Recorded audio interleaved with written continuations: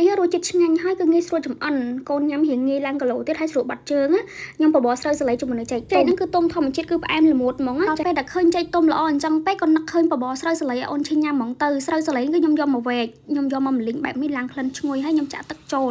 រំងាស់រយៈពេល5នាទីស្រូវសាលីរបស់យើងបានឆ្អិនហើយគឺខ្ញុំដាក់បងជាមួយនឹងចេកយើងចូលហ្មងក៏ប៉ាត់ចេកយើងបាច់ចាំបងអញ្ចឹងក៏បានដែរយកមកក្លុកដាក់ស្រូវសាលីក្លុកមួយគ្នាក៏បានតែខ្ញុំធ្វើបែបនេះដាក់ចូលមកពុះហើយគឺខ្ញុំផលិតភ្លើងតែម្ដងហើយខ្ញុំបងជីប្រទះចូលមកដុំចាដល់មកកើនរសជាតិឈ្ងុយឆ្ងាញ់ហើយជំនួយគីឡូរបស់កូនទៀតសម្បូរដោយវីតាមីនល្អៗនៅក្នុងនឹងផងដែរមុខនេះស្រួលធ្វើមែនតើខ្ញុំប្រើពេលរយៈពេល10នាទីគឺឆ្អិនបានមួយមុខឲ្យកូនញ៉ាំហ្មងឥឡូវគឺខ្ញុំចាប់ផ្ដើមទុកស្តុកបបរ